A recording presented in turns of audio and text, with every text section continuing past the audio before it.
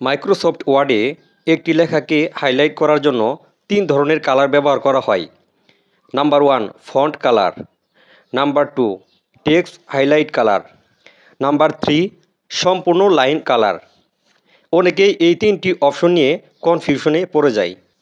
এই ভিডিওতে অল্প সময়ের মধ্যে এই তিনটি বিষয় সম্পর্কে বিস্তারিত আলোচনা করব।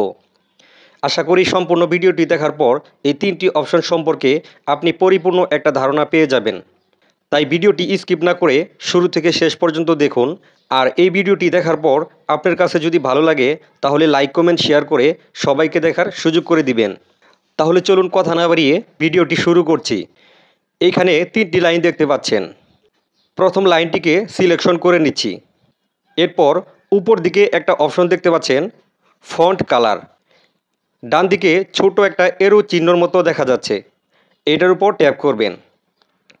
এইখানে আপনি বিভিন্ন ধরনের কালার দেখতে পাবেন। এর বাইরে যদি আপনার কোনো কালারের প্রয়োজন হয় তাহলে নিচের দিকে দেখতে পাচ্ছেন মোর কালার, এটার উপর ট্যাপ করবেন। এরপর এখানে বিভিন্ন ধরনের কালার দেখতে পাবেন। এইখান থেকে যে কোনো একটা কালার সিলেকশন করে ওকেতে ক্লিক করবেন। তো আমি এখান থেকে যে কোনো একটা কালার সিলেকশন করে দিচ্ছি। এরপর এখানে দেখতে পাচ্ছেন ফন্টের কালারটি চেঞ্জ হয়ে গেছে।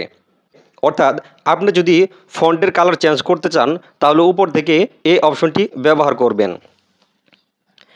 দ্বিতীয় যে অপশনটি দেখাবো এটার জন্য দ্বিতীয় লাইনটাকে সিলেকশন করে নিচ্ছি।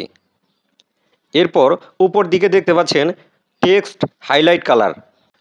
অর্থাৎ ফন্ট কালারের পাশের যে অপশনটা রয়েছে এটা হচ্ছে টেক্সট হাইলাইট কালার। মাউসের কার্সরটা রাখলেই আপনি বুঝতে পারবেন এটা ফন্ট কালার নাকি টেক্সট হাইলাইট কালার। তো আমি এটার উপর ক্লিক করছি।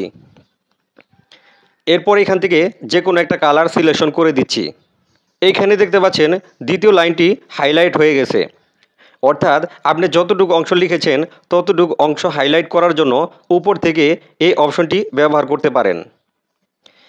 তৃতীয় যে অপশনটি দেখাবো সম্পূর্ণ লাইনটি কিভাবে হাইলাইট করবেন। এর জন্য 3 নম্বর লাইনটি সিলেকশন করে নিচ্ছি। এরপর উপর দিকে একটা অপশন দেখতে পাচ্ছেন শেডিং। সাইডে এরো চিহ্নর মতো একটা অপশন দেখা যাচ্ছে, এটার উপর ক্লিক করবেন। এরপর এইখান থেকে আপনি যে কোনো একটা কালার সিলেকশন করে দিবেন। এইখানে দেখতে পাচ্ছেন 3 নম্বর লাইনটি সম্পূর্ণ লাইন হাইলাইট হয়ে গেছে। অর্থাৎ আপনি যদি একটা লাইনকে সম্পূর্ণ হাইলাইট করতে চান তাহলে উপর থেকে এই অপশনটি ব্যবহার করতে পারেন। তো আশা করি বুঝতে পেরেছেন কোন কালারটি দ্বারা কী কাজ করা হয়। সম্পূর্ণ ভিডিওটি দেখার জন্য আপনাকে অসংখ্য ধন্যবাদ।